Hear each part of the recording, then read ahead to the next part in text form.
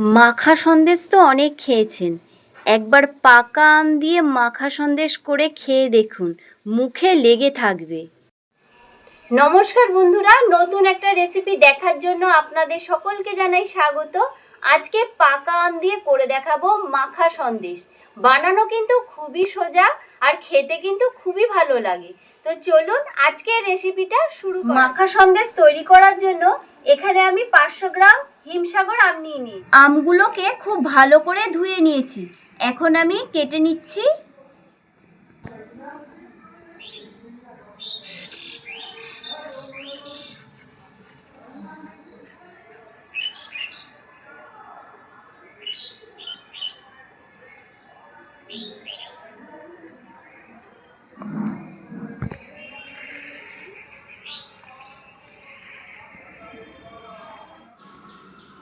আমি এখানে একটা মিক্সির জার নিয়ে নিয়েছি, কেটে রাখা আমগুলো দিয়ে দিচ্ছি। ঢাকা আটকে খুব ভালো করে পেস্ট করে নেব।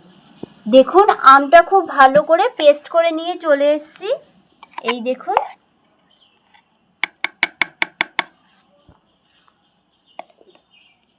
আমি একটা কড়াই নিয়ে নিয়েছি আর এখানে আমি 500 গরুর দুধ নিয়েছি। গরুর দুধটা থেকে এখন ছানা কাটিয়ে নেব।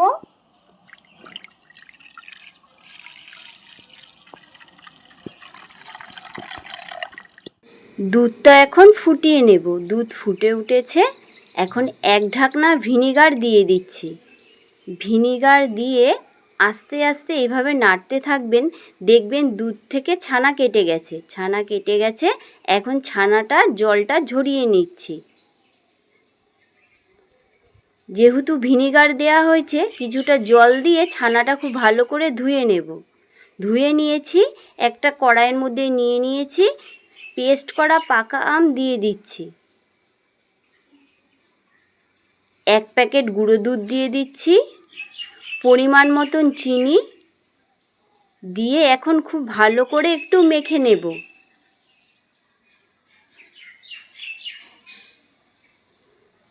খুব ভালো করে মেখে নিয়েছি, এখন খুব ভালো করে পাক দিয়ে নেব।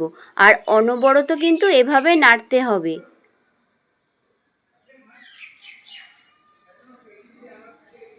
দেখুন নাড়তে নাড়তে বেশ সুন্দর কিন্তু পাক হয়ে গেছে।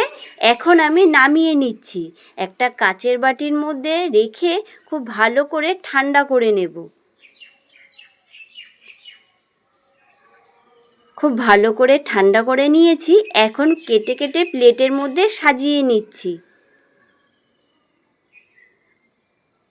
পাকা আম থাকতে থাকতে একবার এইভাবে মাখা সন্দেশ করে খেয়ে দেখুন, যাকে খাবেন সে তো অবাকই হয়ে যাবে আর আবদার করবে বারবার খাওয়ার।